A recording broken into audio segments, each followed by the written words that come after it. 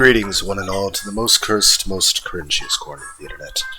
A YouTube channel content creator, actively alienating everyone in both the analog and digital world. Well, welcome and good evening, wonderful dice of all alignments. I am Lunar D8. This is part 4 of reading Grimm's fairy tales. In the last video, we thought we'd try to read 5 stories, but we only read Cinderella. This one I'm going to try to aim for 7. I'm going to try to become less distracted while reading. We're going to try to read Rumpelstiltskin, Rapunzel, the straw, the coal, and the bean, the mouse, the bird, and the sausage, the pack of ragamuffins, the cat and mouse in partnership, the fox and the horse. Rumpelstiltskin. Once there was a miller who was poor, but who had a beautiful daughter. Now it happened that he had go and speak to the king in order to make himself appear important to him. He said, "I have a daughter who can spin straw into gold." The king said to the miller, "That is an art which pleases me well. If your daughter is as clever as you say, bring her tomorrow to my palace, and I will try what she can do." And when the girl was brought to him, he took her into a room which was quite full of straw, and gave her a spinning wheel and reel, and said, "Now set to work, and if by tomorrow morning early you have not spun this straw into gold during the night, you must die." Thereupon he himself locked up the room and left her alone in it. So there sat the poor miller's daughter, and for the life of her could not tell what to do. She had no idea how straw could be spun into gold, and she grew more and more miserable, until at last she began to weep. But all at once the door opened, and in came a little man, and said, "Good evening, Mistress Miller. Why are you crying so?" "Alas," answered the girl, "I have to spin straw into gold, and I do not know how to do it." "What will you give me," said the mannikin, "if I do it for you?"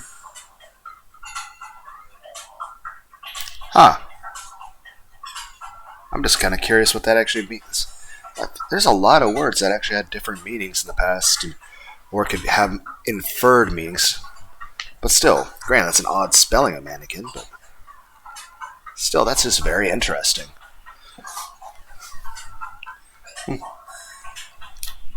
Just interesting. It's cool, though. "My necklace," said the girl. The little man took the necklace, seated himself in front of the wheel, and whir 3 turns, and the reel was full. Then he put on another, and whir 3 times round, and the second was full too, and so it went till morning, when all the straw was spun, and all the reels were full of gold. By daybreak the king was already there, and when he saw the gold, he was astonished and delighted, but his heart became only more greedy. Okay, first off, you're already a king. Secondly, that's a shit ton of gold. 3, why is she the one responsible for the... She didn't say or do anything. You know, the miller is the one who's the asshole here, followed by the king as a close second.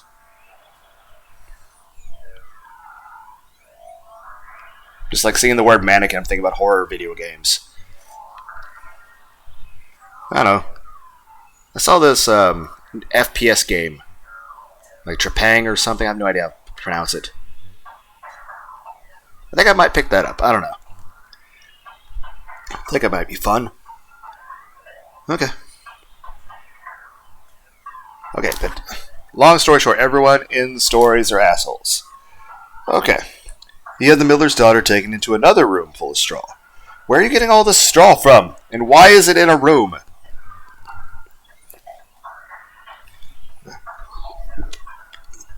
Which was much larger, and commanded her to spend that also in one night, if she valued her life. The girl knew not how to help herself, and was crying, and when the door opened again, the little man appeared and said, "What will you give me if I spin that straw into gold for you?" "The ring on my finger," answered the girl.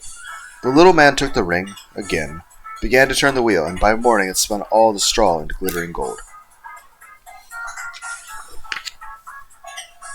The king rejoiced beyond measure at the sight, but he had not enough gold, and he had the miller's daughter taken into a still larger room. "You have all these rooms just full of straw. Why?" Is this how insulation was in the past? Before we had, the devil's cotton candy? Okay. You must spin this too, in the course of the night. But if you succeed, you shall be my wife. I don't think anybody would want to be your wife. You've literally threatened to kill her multiple times. That doesn't bode well for a healthy relationship. Even if she be a miller's daughter. Why did that feel necessary to be in parentheses? Thought he, I could not find a richer wife in the... This just makes it sound like she's just going to work for you to keep making gold for the rest of time. No part of this sounds like a healthy relationship. Okay, but yeah, it's even parentheses, so like, this is the air bubble of just, this is what the king's thinking. That, even if she's just a lowly miller's daughter, like, she's gonna, I can't find anyone who's gonna make me more money. Like, this is not what relationships are supposed to be based off of. There is no love or respect at all. And relationships are supposed to be, built off of love and respect and lots of sex. It's supposed to be like everyone, actually cares about each, enjoys each other's company. Like, essentially supposed to be your best friend. You're supposed to actually like each other. And it doesn't sound like anyone in this even respects the other person's existence, let alone their thoughts or feelings. Okay, again, I should not get distracted. We're trying to read 7 stories. And we are only 2 paragraphs in. Okay.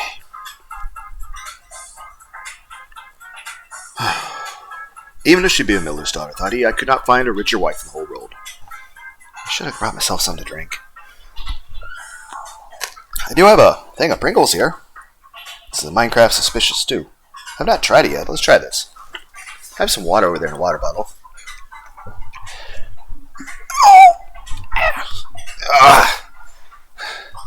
Yes, my back hurts and my knees hurt.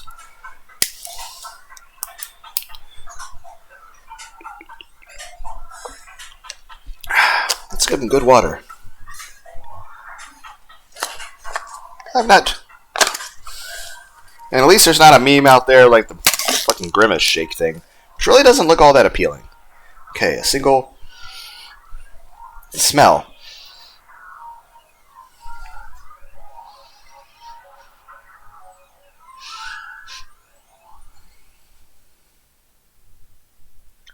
It smells like a Pizza Hut pizza with light tomato sauce, a little less salt, extra mushrooms, and some Gouda cheese. Let's try biting it.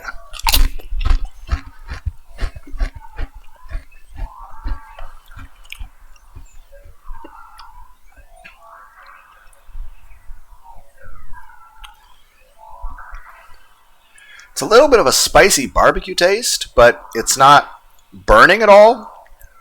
So it's not even remotely in the...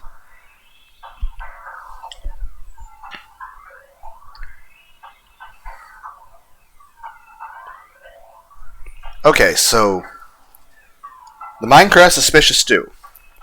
It basically tastes like if you took a Pizza Hut pepperoni pizza and you made light, marinara sauce with a little less salt than normal, added Gouda cheese, mushrooms, a little bit of honey barbecue sauce, and the skins, some Kentucky Fried Chicken, original recipe chicken, so take a Pizza Hut pepperoni pizza, have some light sauce, a little less salt in the recipe, in both the sauce and the pizza itself, because there's salt that goes in just about everything. So a large pepperoni pizza from Pizza Hut with extra of the normal cheese, with light sauce with less salt than normal, a good deal of mushrooms and Gouda, then put a little bit of a honey barbecue drizzle on it, with maybe a tiny bit of a taste, barely noticeable, of, say, soy and soy sauce and Louisiana hot sauce, but just barely, with some onions, more mushrooms, more Gouda cheese, the honey barbecue drizzle, and just take the skins off of the Kentucky Fried Chicken, original recipe chicken. Yeah, that skin on the outside. Just tear the skin off and put it on the pizza. That's what this chip tastes like.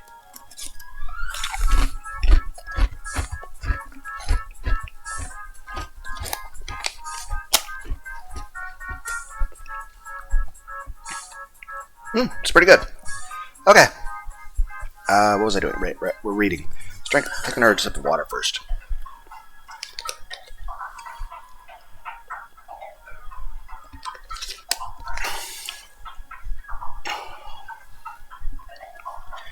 Okay. So where was I? When the girl was alone, the mannequin came for her again the third time, and said, "What will you give me if I spin the straw for you this time also?" "I have nothing left I could give," answered the girl. "Then promise me, if you should become queen, your first child." "Who knows whether that will happen?" thought the miller's daughter, and not knowing how else to help herself in this strait, she promised the mannequin what he wanted, and for that he once more span the straw into gold. And when the king came in the morning and found all that he had wished, he took her in marriage. What is she getting out of this? I mean, she's the one who got the gold. I mean, even then, like, okay, just we've established that this is not a healthy relationship. That's of caring about people's feelings, or actually being friends with your lover. Which you should. I feel like you should be friends with the person that you're fucking. You should actually care about one another. I mean, what's the point of sex if there's no emotional connection to it? It's supposed to be like lovey and happy and caring. Like, at the end of the day, doesn't everyone just want somebody who loves and cares about them? And actually respects them and treats them as an equal? Oh well. Back to fucking story of, words being used in vernacular in ways that I'm surprised and just find it interesting. It's like art, but with words. Everyone's like, "You're so dumb." I'm like, yes, I know this. I'm an idiot. Let's resume the story. Where was I? Yeah, again, a year after, she had a beautiful child, and she never gave a thought to the mannequin. But suddenly he came into her room and said, "Now give me what you promised." The queen was horror-struck and offered the mannequin all the riches of the kingdom if he would leave her child. But the mannequin said, "No, something that is living is dearer to me than all the treasures of the world." Then the queen began to weep and cry, so the mannequin pitied her. "I will give you 3 days' time," he said. "If by that time you find out my name, then you shall keep the child." So the queen thought the whole night of all the names that she had ever heard, and she sent a messenger over the country to inquire far and wide for... Okay, first off, Rumpelstiltskin, why? You already have the necklace, you already have the ring. How the fuck are you sneaking into fucking king's palaces undetected? Like, master assassin? Like, where are you from? The fucking Leaf Village? It's like, yes, Naruto has Shadow Clone Jutsu, but I can just, be everywhere. Also, you can make unlimited amounts of gold.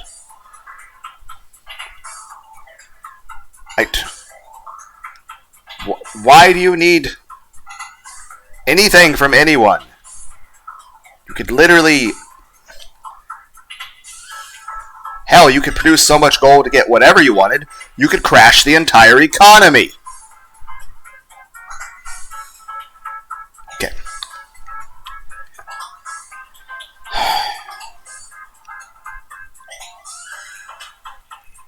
Okay. Alright, where was I? So the queen thought the whole night of all the names that she had ever heard, and she sent a messenger over the country to inquire, far and wide, any other names that there might be. When the mannequin came the next day, she began with Caspar, Melchior, Balthazar.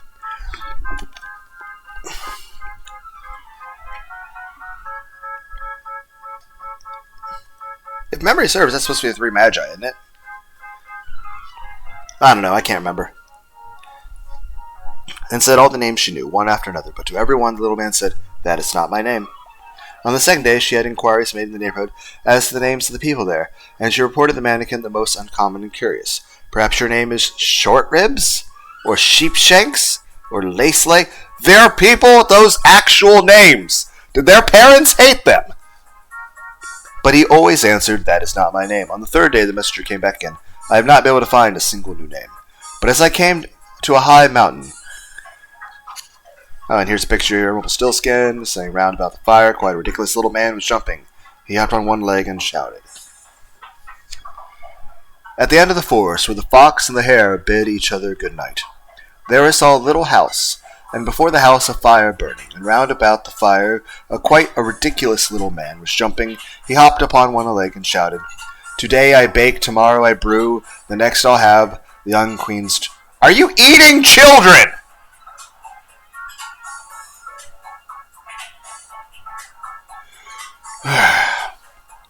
Ha! Glad am I that no one knew that Rumpelstiltskin I am styled. And you're just like randomly yelling this out loud in the middle of... You may think how glad the queen was when she heard the name. Why is that phrased like a sentence but with an exclamation point at the end? None of that is how... Whatever, I don't care. It's not important. Focusing on the wrong things here.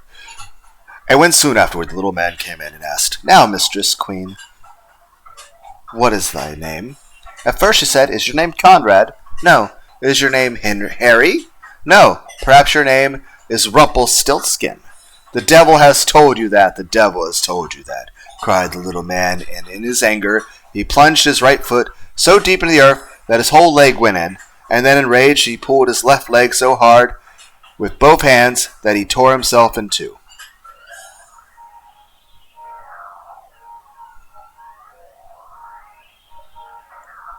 But why, though?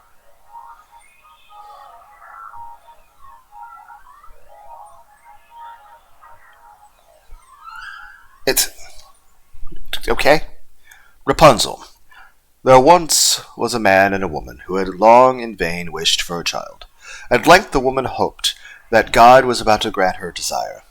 These people had a little window at the back of their house, from which a splendid garden could be seen, which was full of the most beautiful flowers and herbs.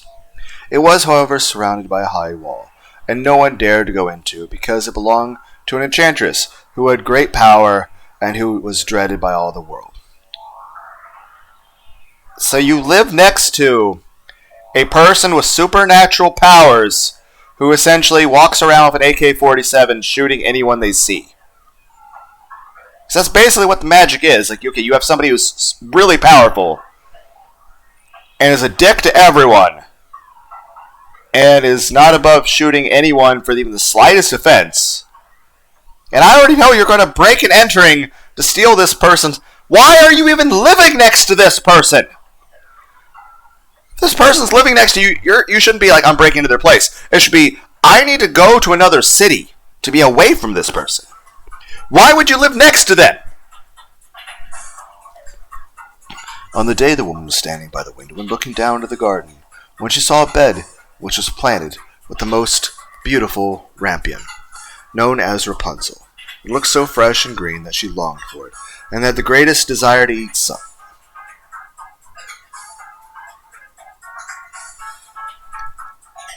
Rampion. What was that supposed to be at this point? Known as Rapunzel. Like, is it a flower? Is it a type of fruit? Looks so fresh and green. Okay, it's a vegetable that she liked and had the greatest desire to... How shitty was food back then? I understand, like, the idea of people drinking a lot of alcohol in the past because you didn't have Tylenol or painkillers. And I'm constantly in pain, and the amount of Tylenol I have to take to not just... Hell, at one point I went to a chiropractor, like, the very first time I was trying to adjust things, I started making echo noises. I'm like, great, that's just embarrassing. But it's just... It's kind of like in the Bible, when Moses is leading, the former slaves out of Egypt into Israel. One, it takes 40 years to basically make an 11-day journey. Wow! Do we not have GPS? They're like, granted, the whole idea why they went that long was to make sure that everybody who actually lived in Egypt was dead before they made it to the land, so that any of the traditions of the previous land could be properly wiped out. But at that point, it's just saying, hey, you've been liberated, but everyone who is alive during the time of slavery, you must all die before we get to the place you're going, because just living in Egypt made you corrupt. That's... Then again, Moses wasn't allowed in there because he yelled at a rock. Then again, everyone was like... There were so many times where, like, the amount of... They essentially had civil wars. There were times where, like, large numbers in the thousands were just, like, slaughtered before they even made it to the Promised Land. By themselves. But that's not the point I'm going to. The point is, along the way, you know, they're starving in the middle of the fucking desert. And they're complaining about there's not any good food to eat. And they're like, oh, if only we were back in Egypt, we could have had good food, like cucumbers. Cucumbers! It's not like they're saying, oh, woe is us. We missed the great food that was ice-cold Pepsi and Pizza Hut and Buffalo Wild Wings. No. They're complaining about cucumbers. First off, unless cucumbers were, like, radically different in the past, granted, there's a lot of fruits and stuff that have changed. Like, look at old medieval pictures of watermelons. There wasn't hardly any fruit in there you could eat. It looked more like a freaking wasp nest than a fruit. And old-style oranges weren't even edible. You had to boil them, and they taste like the most bitter, disgusting thing in the world. Then you had bananas. For the most part, the bananas we eat commonly nowadays are actually made because we have some process we started like 100 plus years ago where we started cloning trees. So they don't have the seeds they would, because normally you can't eat a banana. Not in its proper form. Not in the way it was meant to exist. The way we eat bananas, we did something weird to plants. I still don't even understand the concept of how you clone a tree.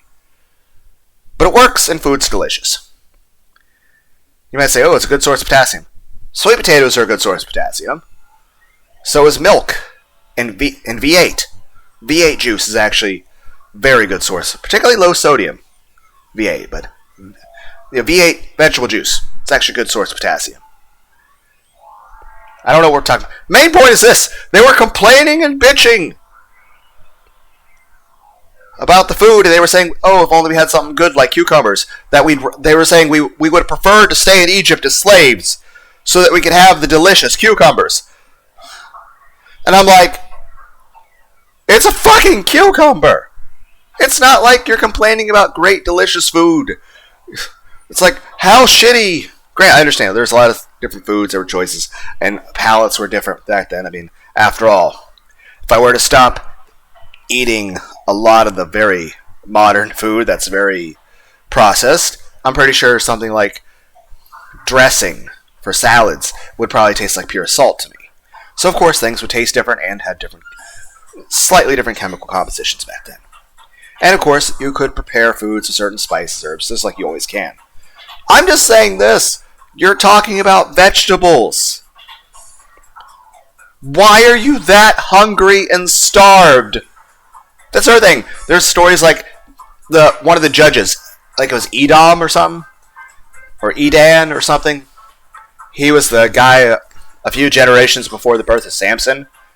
And the main thing you know about him is that he was left-handed and that there was a very wicked king of a nearby nation that was trying to conquer Israel. And the man was known to be like one of the most morbidly fat people that had ever been witnessed at that time. To the point that when Edom stabbed him, when Balaam Garden Man stabbed the other guy, the knife, and it was a big knife too apparently, went so deep, the guy was so big, that when he left after plunging the knife into him, the entire knife, hilt and all, was inside of him. And the attendants couldn't even tell. They couldn't even find the knife. You have something that's a foot long inserted into a person, and you can't fucking find it? I'm just saying, how did people become overweight in the past? Most food had so little calories. Like dying by starvation made more sense. Whereas now we have food that's so many calories, but pretty much devoid of nutrition. So we're all able to be fat, we're just constantly hungry still. All things aside, I do enjoy tasty food. I'm just saying, of all the things to complain about, that'd be one thing. They're like, oh, And they're even saying they'd be willing to go back to being, in the lower caste system, just to be slaves in Egypt again, just to have cucumbers. It's a fucking cucumber. It's vegetables. It's like this woman's literally going to send her husband.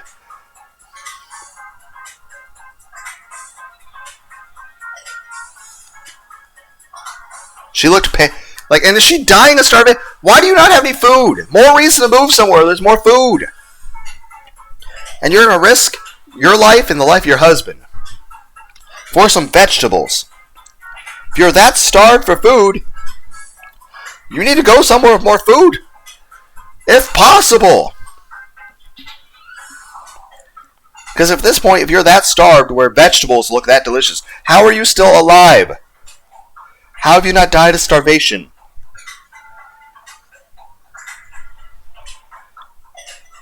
And I'm trying really hard not to be lewd, too. But the moment I said cucumber, I'm like, hey guys, what's the difference between being hungry and being horny? Where you stick the cucumber. Okay. I'm just saying, it's not like they're complaining like, oh, woe is us. We're just eating bread now and manna from heaven. It's just we miss our Pizza Hut and KFC and our ice cold Pepsi and energy drinks and Red Bull and chocolate. No, it's, oh no, we don't have lettuce and cucumbers. It's like, really? Really?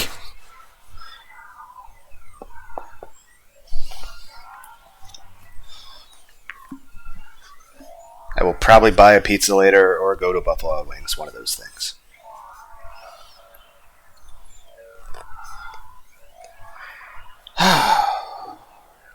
It looked so fresh and green that she longed for it and wanted to try not to get distracted or make commentary, and had the greatest desire to eat some. This desire increased each day, and as she knew she could not get any of it, she quite pined away and looked pale and miserable. Then her husband was alarmed and asked, "What aileth thee, dear wife?" "Ah," she replied, "if I can get some of the rampion, which is in the garden behind our house, to eat, I shall die." If I can't. The man who loved her thought, "Sooner than let my wife die, bring her some of the rampion thyself. Let it cost thee what it will." Okay, one.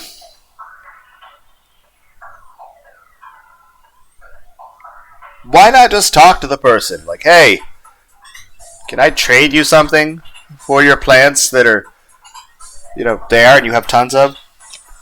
In the twilight evening, he clambered down over the wall into the garden of the enchantress, hastily clutched a handful of rampion, and took it to his wife. I mean, it's not even being greedy. He's not taking it for himself, and he only took one handful out of an entire garden. She at once made herself a salad of it, and ate it with much relish. Okay, does that mean relish in regard to that she enjoyed it, or that she put things on it?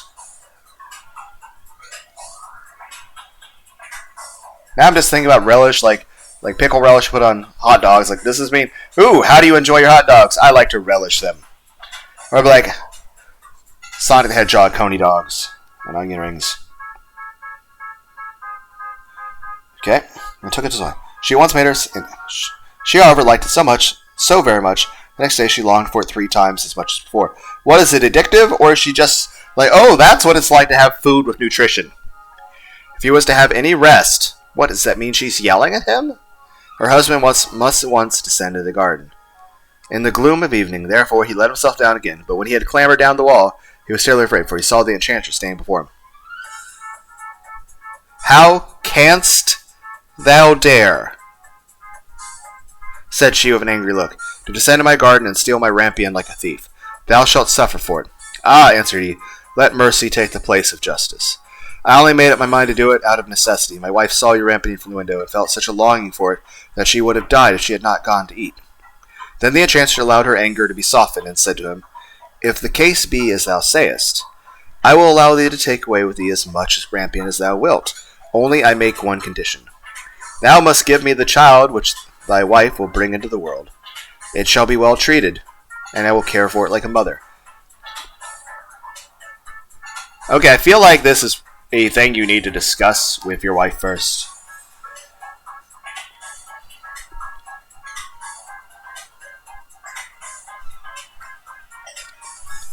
The man in his terror consented to everything, and the woman was brought to bed. The enchantress appeared at once. What? The man in his terror consented to everything, and when the woman was brought to bed, the enchantress appeared at once, gave the child the name Rapunzel. So did she die? What does the phrasing brought to bed, like when she was in labor? Like she's like, oh, I'm here as the midwife, bye. Like what does the phrasing of this mean? Did she die when she gave birth? What happened to the father? Rapunzel grew into the most beautiful child beneath the sun. When she was 12 years old, the enchantress shut her into a tower, which lay in a forest, and had neither stairs nor door. But quite at the top was a little window. When the enchantress wanted to go in, she placed herself beneath it and cried, Rapunzel, Rapunzel, let down thy hair. Okay, I'm going to say this real quick. The enchantress, how old is she? Because here's my thing to say.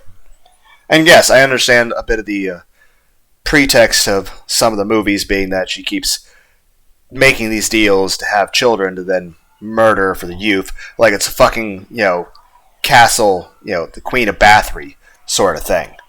But can we take a moment to acknowledge the fucking core strength that she must have to fucking climb a thing of hair up a fucking tower? Even if you're using your legs against the wall, to be able to carry yourself up a building just by a fucking rope? The amount of core strength and calisthenics that would take. What is she, like training with Goku?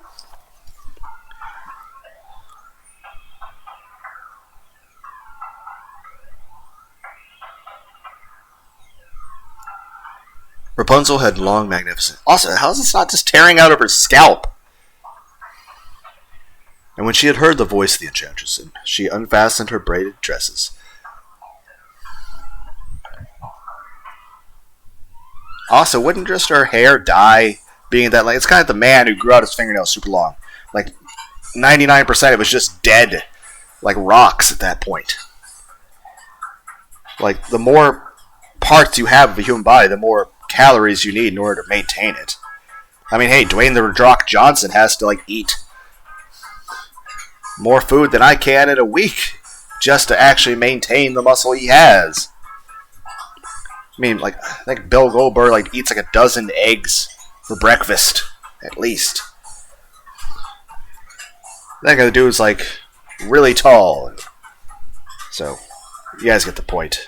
Just saying, the bigger you are, the more calories you need to maintain that size.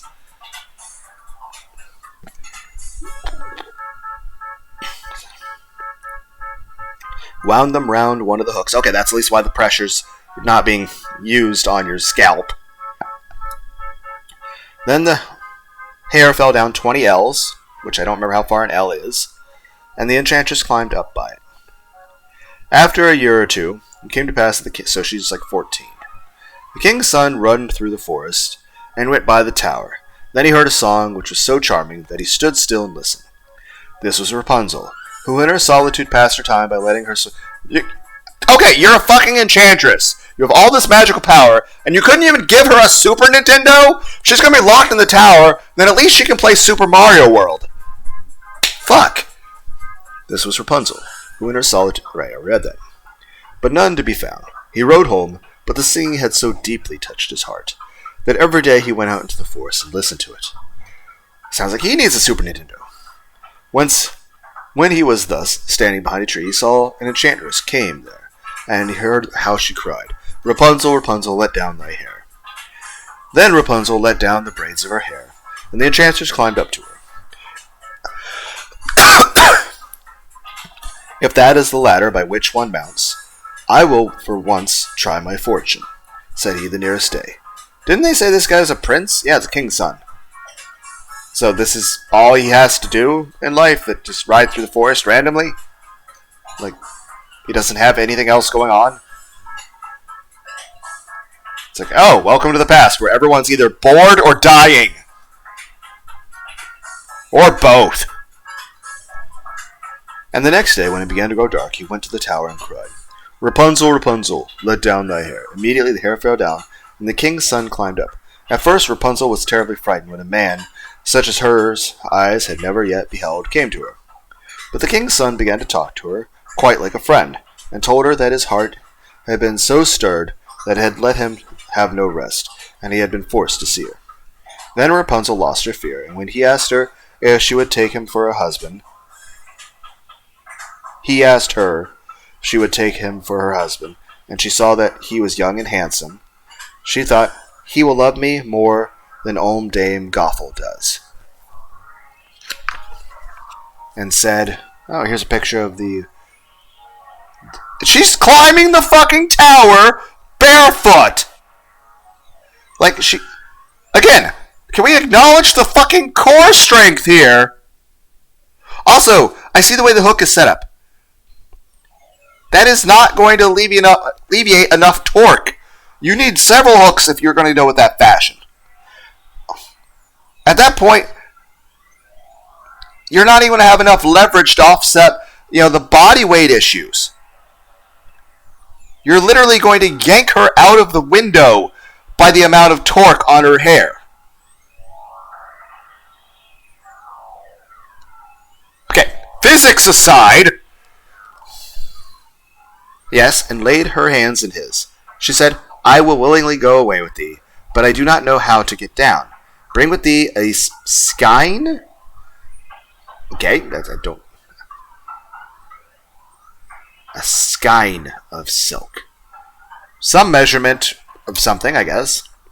"Every time thou comest, and I will weave a ladder with it." A ladder made of silk. Wouldn't that just tear? Like, I don't... Why can't you just make an actual rope ladder out of hemp?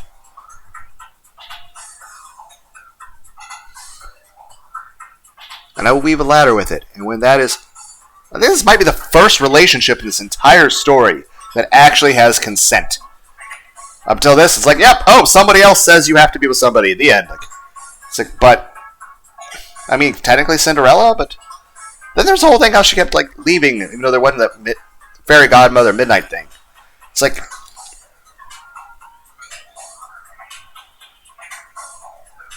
I don't know, I feel like a lot of the stories have... It's like, what the fuck is happening? And then there's several times, characters just get forgotten. Whatever happened? Did the mom die during childbirth? What happened to the dad? I feel like this is Launch in Dragon Ball Z. Akira Toriyama just forgot Launch existed.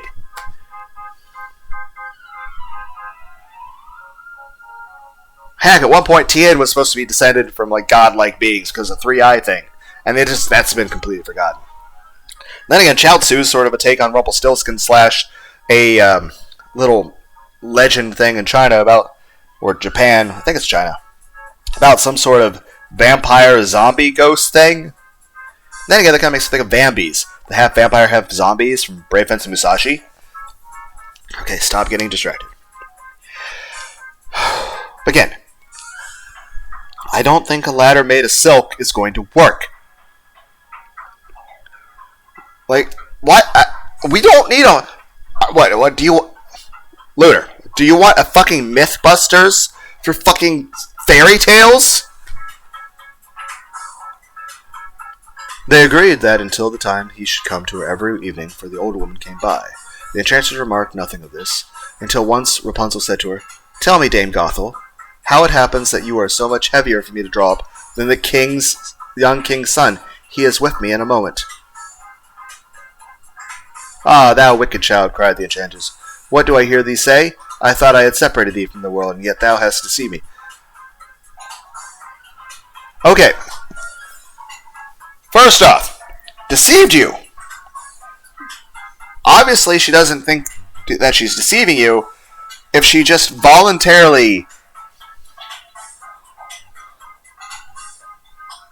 Okay, one, she's not deceiving you because she voluntarily just told you without any provocation, you had no reason to even said you didn't suspect at all, until she herself literally came out and said it to you.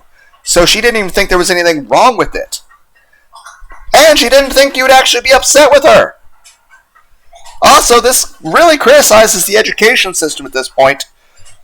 Like, I don't know what the super magical, calisthenics god that climbs fucking towers barefoot with flamethrowers, is teaching. Also, is she well cared for? Like, I don't know what she's eating in the tower or how comfortable it is. I mean, it's not like she has air conditioning, but again, that didn't exist back then. I'm just saying. I mean, you're at least visiting her every day, I guess. How long are you spending in the tower? What are you doing while you're there?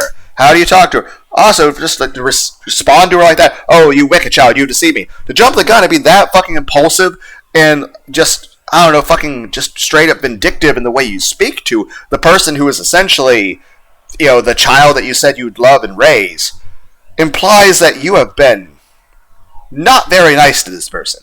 And if she didn't legitimately fucking understand that you would be upset or anything that's going on, then really, what have you been teaching her? Does she have any books on anything educational or anything? Like, also, isolation is not good for a person. It does not bode well for psychological issues. Humans are not meant to be overly crowded with people, nor are they meant to be completely isolated. Also, any relationship, whether family, romantic, or even friendships, there should be far more positive interactions than negative ones. Also, are you just upset she called you fat? It's like, oh, you're just so much heavier. Like, why is it you're so much heavier to draw up than the young king's son? Are you just upset she called you fat?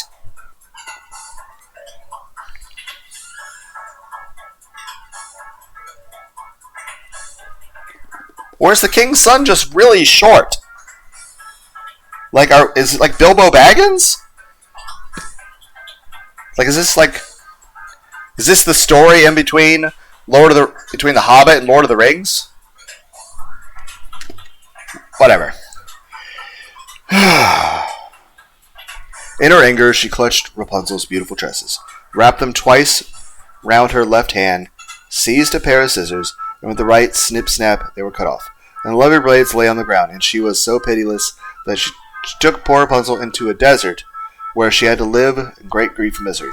On the same day, however, that she cast out Rapunzel, the enchantress in the evening fastened the braids of her hair, which she had cut off, to the hook of the window. And when the king's son came and cried, "Rapunzel, Rapunzel, let down thy hair," she let the hair down, and the king's son ascended. But he did not find his dearest Rapunzel above, but the enchantress, who gazed at him with wicked and venomous looks. "Aha!" she cried mockingly, "thou wouldst fetch my dearest, but the beautiful bird sits no longer singing into the nest. The cat has got it, and will scratch out thy eyes as well. Rapunzel is lost to thee. Thou wilt never see her no more." The king's son was beside himself with pain, and in his despair leapt down from the tower. He escaped with his life, but the thorns into which he fell pierced his eyes. Then he wandered quite blind through the forest, ate nothing but roots and berries, and did nothing but lament and weep over the loss of his dearest wife. You aren't married yet. This is not much of a story left. Is everyone just dead?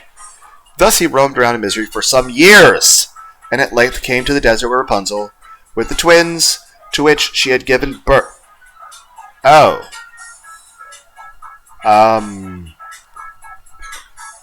I think they were already fucking.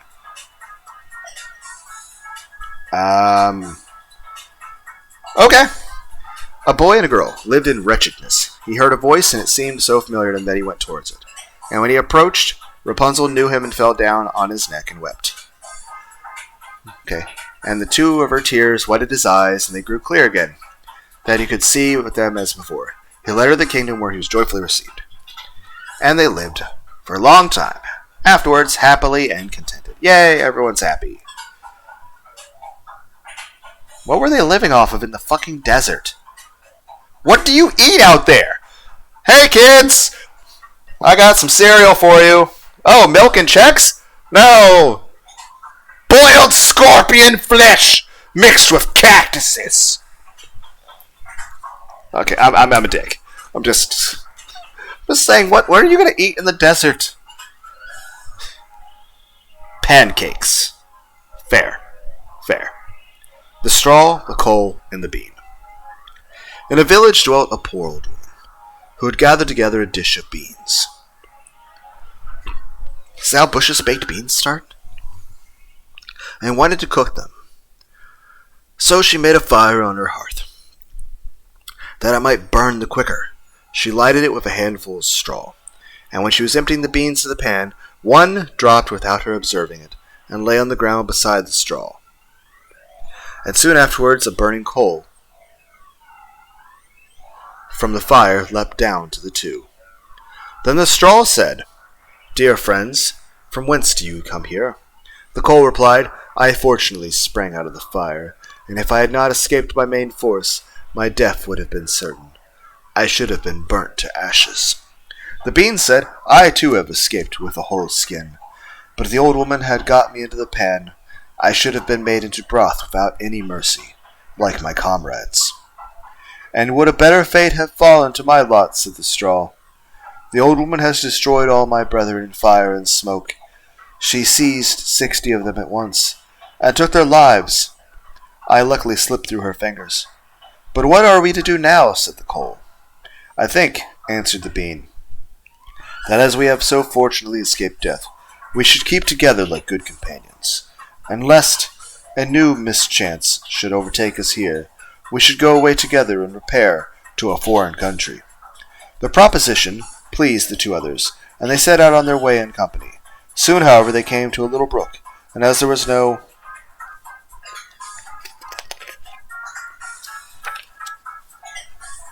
bridge or footplank, they did not know how they were to get over it. The straw hit on a good idea and said, "I will lay myself straight across. Then you can walk over on me as a bridge." The straw therefore stretched itself from one bank to the other, and the coal, who was impetuous disposition, tripped quite boldly on to the newly built bridge. But when she had reached the middle, and heard the water rushing beneath her, she was, after all, afraid, and stood still, and ventured no further. The straw, however, began to burn, broke in 2 pieces, and fell into the stream. The coal slipped after, hissed when he got into the water, and breathed her last. The bean, who had prudently stayed behind on the shore, could not but laugh at the event, and was unable to stop. She laughed so heartily that she burst. It would have been all over for her likewise, if by good fortune a tailor, who was traveling in search of work, had not sat down to rest by the brook. As he had a compassionate heart, he pulled out a needle and thread, and sewed the bean back together. The bean thanked him most prettily, but as the tailor used black thread, all beans since then have a black seam.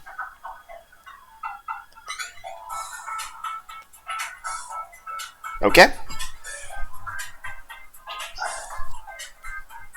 I don't know what the moral of the story is.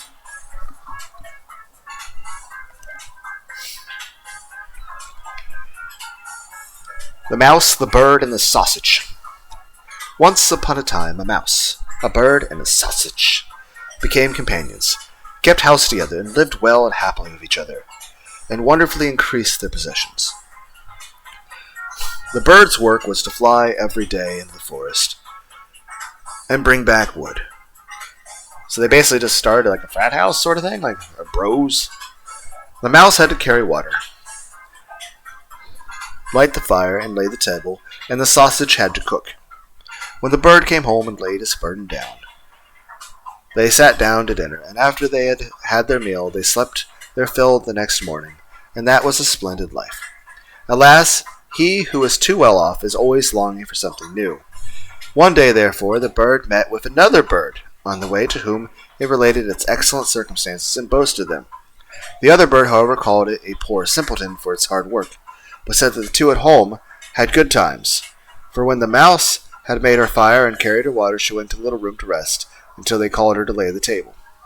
The sausage stayed by the pot, saw the food was cooking well, and when it was nearly time for dinner, it rolled itself once or twice through the broth or vegetables, and then they were buttered and salted and ready. Now I want to cook some sausage and use butter and salt. Next day the bird, prompted by the other bird, would go no more into the wood, saying that he had been servant long enough and had been made a fool by them, and that they must change about for once, and try to arrange it another way. And though the mouse and the sausage also begged most earnestly, the bird would have his way, and said it must be tried. They cast lots about it. The lot fell on the sausage, who was to carry wood, and the mouse became the cook, and the bird was to fetch water. What happened? The little sausage went out toward the wood, the little bird lighted the fire, and the mouse stayed by the pot, waited alone, until the little sausage came home, and brought wood for the next day. But the little sausage stayed so long on the road that they both feared something was amiss, and the bird flew out a little by the way.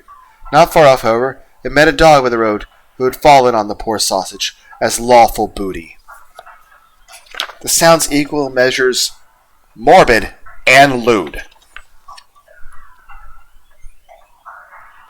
The bird sadly took up the wood, flew home, and related what he had seen and heard. And it seized and swallowed it. Right, we're in the middle of another sentence. Again, this sounds both horrifying and sexual. Not far off, however, it met a dog on the road who had fallen on the poor sausage as lawful booty, and it seized it and swallowed it. The bird charged the dog with an act of barefaced robbery.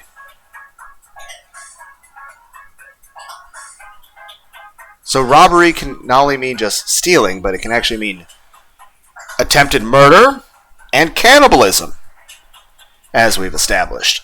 Okay, but it was in vain to speak, for the dog said he had found forged letters on the sauce. What?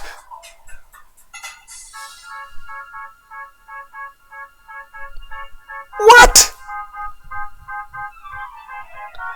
For the dog said he had found. Oh, it's not that. Okay, it's not that the bird is attacking the dog. It's that you're actually charging the dog in a criminal case in the court of law. The bird charged the dog with an act of barefaced robbery. So, at this point, yeah, robbery is literally meaning cannibalism, because everything's a sentient being, so everything's human. So, at this point, in the context of a fairy tale, robbery can mean cannibalism, or eating another person. You guys know what I mean. We're talking about a sentient sausage, okay? Okay, fuck. So, the bird took the dog who ate the sentient sausage to court and tried to sue him. But then the dog was like, no, I'm in my right, because on the sausage I found forged letters, on which count his life was forfeited to him. Also, there's no trial by jury. It's just like, oh, we found cocaine, kill him. What? What the fuck? This line of sentences. What the fuck is happening?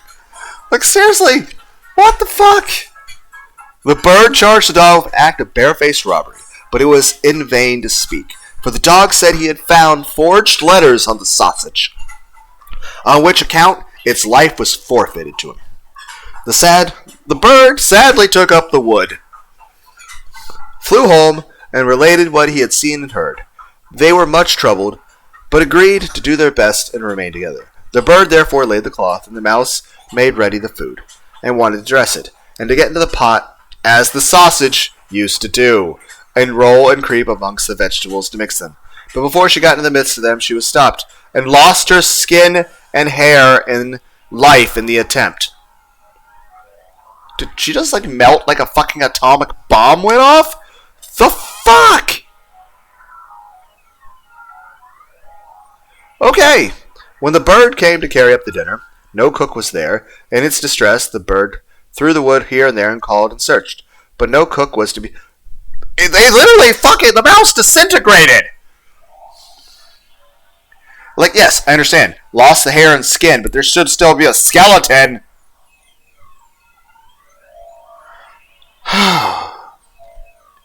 Owing to his carelessness, the wood caught fire, so that a conflagration ensued. The bird hastened to fetch water, and then the bucket dropped from his claws into the well, and he fell down with it and could not recover himself, but had to drown there.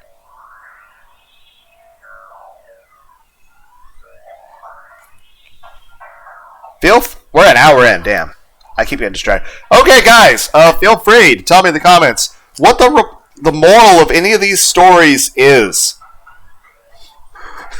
Fuck.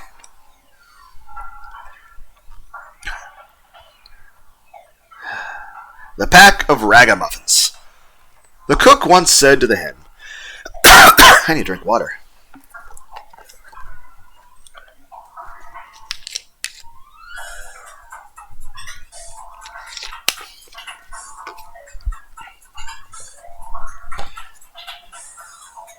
Okay, let's try this.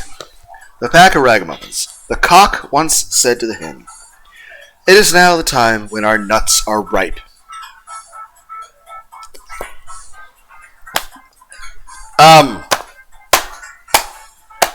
What?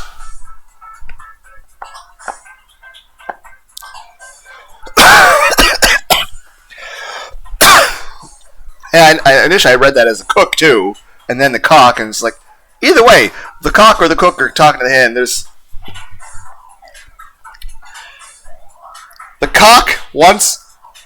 cock once said to the hen, it is now the time when our nuts are ripe. So let us go to the hill together, and for once eat our fill before the squirrel takes them away. Yes, replied the hen. Come, we will have some pleasure together. Okay. Then they went away to the hill, and as it was bright day, they stayed till evening. Now I do not know whether it was that they had eaten till they were too fat, or whether they had become too proud, but they would not go home on foot, and the cock had to build a little carriage of nutshells. And when it was ready, the little hen seated herself in it and said to the cock, thou canst just harness itself to it. I like that, said the cock. I would rather go home on foot than let myself be harnessed to it. That is not our bargain. No, that is not our bargain. I do not mind being coachman and sitting on the box, but drag it myself I will not. As they were thus disputing, a duck quacked them. You thieving folks! Who bade you to go to my nut hill? Wait, you shall suffer for it! And she ran with an open beak at the cock.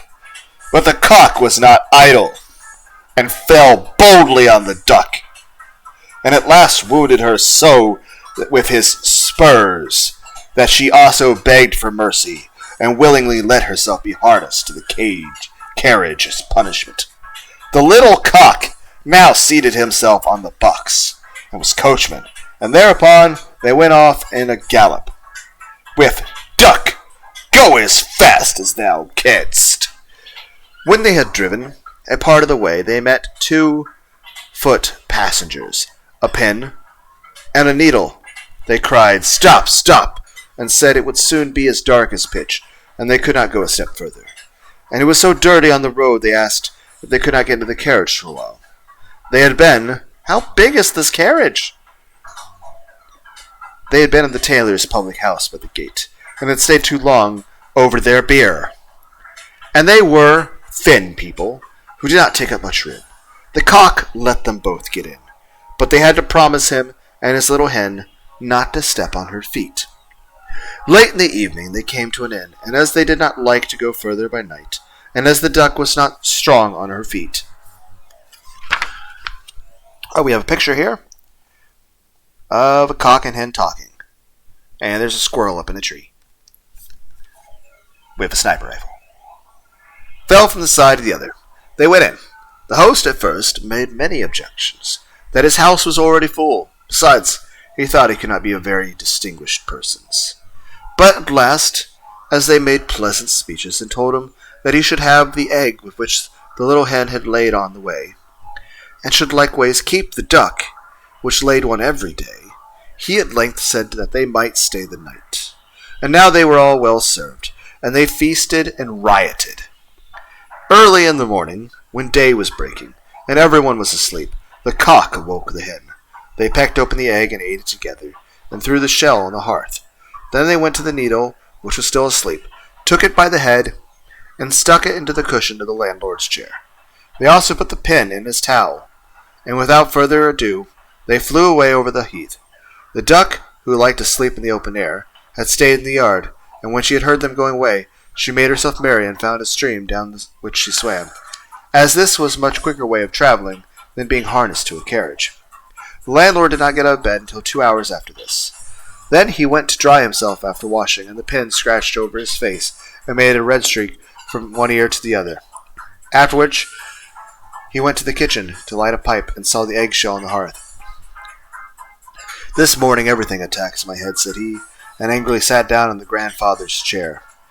But he quickly started up again and cried, "Woe is me," for the needle had pricked him still worse than the pin, and not in the head.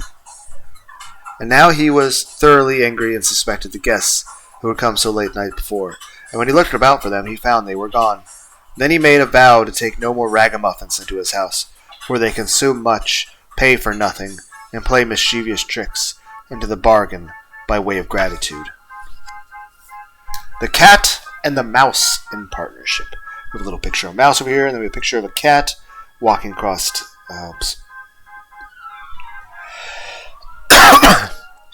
what appears to be Italy. It looks like a scene out of... Yeah, I'm pretty sure that's Ezio in the fucking background on top of one of those churches. On that bird's eye view, eagle view, whatever. I'm just saying Ezio's jumping off that tower in the background, stabbing people. I think the best Assassin's Creed games, there's Assassin's Creed Rogue, then there's Assassin's Creed Black Flag, and then Assassin's Creed 2. Those are the three best in that order. But they should be played in the opposite order. You should play Assassin's Creed 2. If you can only play 3 Assassin's Creed, you should start with Assassin's Creed 2, then play Assassin's Creed 4, which is Black Flag, and then play Assassin's Creed Rogue.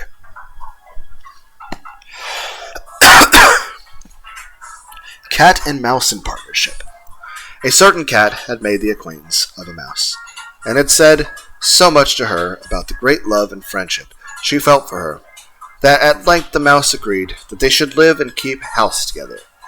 "But we must make a provision for the winter, or else we shall suffer from hunger," said the cat, "and you, little mouse, cannot venture everywhere, or you will be caught in a trap some day." This good advice was followed, and a pot of fat was brought, but they did not know where to put it. At length, after much consideration, the cat said, "I know no place where it will be better stored than up in the church, for no one dares take anything away from there. We will set it beneath the altar, and not touch it until we are really in need of it." So the pot was placed in safety. But it was not long before the cat had a great yearning for it, and said to the mouse, "I want to tell you something, little mouse. My cousin has brought a little son into the world, and has asked me to be godmother." Why is the letter H written that way? It's the word he, but the letter H is just like...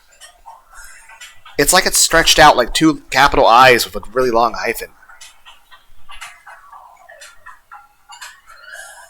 "He is white with brown spots, and I am to hold him over the font at the christening. Let me go out today, and you look after the house by yourself." Yes, yes, answered the mouse. "By all means, and if you get anything very good, think of me. I should like a drop of sweet red christening wine, too." All this, however, was untrue. The cat had no cousin, and had not been asked to be godmother. She went straight to the church, stole the pot of fat, and began to lick at it, and licked at the top the fat off. Then she took a walk upon the roofs of the town, and looked out for opportunities. Then stretched herself in the sun, and licked her lips whenever she thought of the pot of fat, until it was evening did she return. "Well, here you are again," said the mouse. "No doubt you have had a merry day." "All went off well," answered the cat. "What name did they give the child?" "Top off," said the house. "Top off," cried the mouse. "That is a very odd and uncommon name. Is it a usual one in your family?" "What does it signify?" said the cat. "It is no worse than Crumb Stealer, as your godchildren are called." Whoa!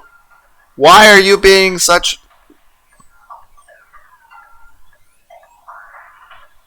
The mouse wasn't even being rude about this fictional name you made up. They're just saying, hey, I haven't heard that one before. Does it have some sort of like cool, like, is it, oh, it's a reference to Greek hero, like Achilles or something. No. It's like, what's it matter? What's it mean? Your family's all pieces of shit. Like, what? It's like, dear fucks. It is no worse than Crumb Stealer, as your godchildren are called. Wow. Cat is not very nice. Before long, the cat was seized by another fit of longing. She said to the mouse, you must do me a favor, and once more manage the house for a day alone. I am again asked to be godmother. And you couldn't even come up with a new lie. And as the child has a white ring around its neck, I cannot refuse. What? The good mouse consented, but the cat crept behind the town walls to the church and devoured half the pot of fat. Nothing ever seems so good as what one keeps to itself, said she, and was quite satisfied with her day's work. When she went home, the mouse inquired, and what was the child call half done? That, okay. It's half done. What are you saying? I've never heard that name in my life. I'll wager anything it's not in the calendar. The cat's mouth soon began to water for some more licking. All good things go in threes, thought she. I am asked to stand godmother. You literally said it. Like, you're in the middle. Like, you haven't even explained the meaning of this name. Unless there's an implied time skip. Like, we just see future Trunks fly by. And it's like, that cat's an android. I am once again asked to be godmother again, she told the mouse. The child is quite black, and it only has white paws. And I, of course, understand that we're referencing the pot as where the fat level is on how much there is. But with that exception, it has not yet a single white hair on its whole body. This only happens once every few years. You will let me go, won't you? Top off, half done, answered the mouse. They are such odd names. They make me very thoughtful. You sit at home, said the cat, in your dark gray fur coat and long tail, and you are filled with fancies. That's because you do not go out in the daytime. During the cat's absence, the mouse cleaned the house and put it in order, but the greedy cat entirely emptied the pot of fat. When everything is eaten up, one has some peace, she said to herself. And well filled and fat, she did not return home till night. The mouse at once asked what name had been given to the third child. It will not please you more than the others, said the cat. He is named All Gone. All Gone, cried the mouse. That is the most suspicious name of all. I have never seen it in print. All Gone, what can that mean? And she shook her head and curled herself up and lay down to sleep. From this time forth, no one invited the cat to be godmother. But when the winter had come and there was no longer anything to be found inside, the mouse thought of their provision and said, Come, cat, we will go to our pot of fat, which we have stored up for ourselves. We shall enjoy that. Yes, answered the cat, you will enjoy it as much as you would enjoy sticking that dainty tongue of yours out of the window. This doesn't sound like the cat respects their partner. Why is every relationship in this story dysfunctional? Yes, answered the cat. Alright, I read that. They set out on their way, but when they arrived, the pot of fat certainly was still in its place. But it was empty. Alas, said the mouse. Now I see what has happened. Now it comes to life. You are a true friend. Oh, it turns out you can see sarcasm in text. It's not written any differently, but given the context of this, I can clearly tell that that's meant to be sarcasm. You have devoured all when you were standing, godmother. First top off, then half done, then... Will you hold your tongue, cried the cat. One more word and I will eat you too. All Gone was already on the poor mouse's lips. Scarcely had she spoken, yet before the cat sprang on her, seized her, swallowed her down. Verily, that is the way of the world. What is the moral of the story? Don't trust people? The Fox and the Horse. A peasant had a faithful horse, which had grown old and could do no more work. So his master would no longer give him anything to eat, and said, I can certainly make no more use of you. But still, I mean well by thee. If thou provest thyself strong enough to bring me a lion here. This is like, oh, you're useless to me, but you know what? If you do an impossible task that you would have never been able to do to begin with. This is a death sentence for the horse.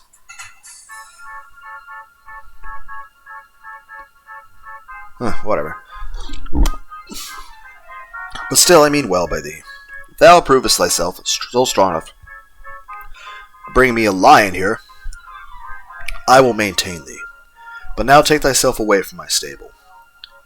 And with that he chased him out into the open country. The horse was sad, and went to the forest to seek a little protection from the weather. Then the fox met him and said, Why dost thou hang thy head so, and go about all alone? Alas, replied the horse, avarice and fidelity do not dwell together. Yeah, greed and loyalty don't really go together very often. Do not dwell together in one house. My master has forgotten what services I have performed for him for so many years. And because I can no longer plow well, he will give me no more food, and has driven me out. Without giving thee a chance, asked the fox. The chance was a bad one, he said. If I were still strong enough to bring him a lion, he would keep me. But he well knows that I cannot do that. The fox said, I will help thee.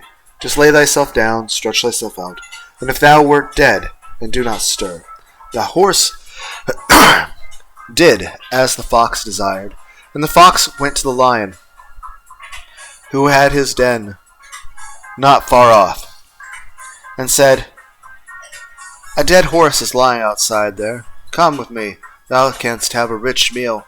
The lion went with him, and when they were both standing by the horse, the fox said, After all, it is not very comfortable for thee here. I tell thee what, I will fasten thee to thee by the tail, and thou canst drag it into thy cave and devour it in peace. This advice pleased the lion. He lay down, and in order for the fox to might tie the horse fast to him. He kept quite quiet, but the horse tied the lion's legs together with the horse's tail, and twisted and fastened all so well and strongly that no strength could break it. When he had finished his work, he tapped the horse on the shoulder and said, Pull, white horse, pull. Then up sprang the horse at once, and drew the lion away with him. And the lion began to roar so that the birds in the forest flew out in terror. But the horse let him roar, and drew him, and dragged him over the country to his master's door. When the master saw the lion, he was of a better mind, and said to the horse, Thou shalt stay with me, and farewell. And he gave him plenty to eat until he died. Did we eat the lion? I feel like we ate the lion.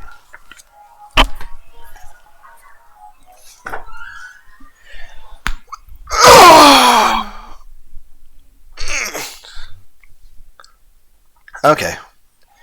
We're going to call that a video. Hope everyone out there had a wonderful, wonderful, wonderful day. Bye, everybody.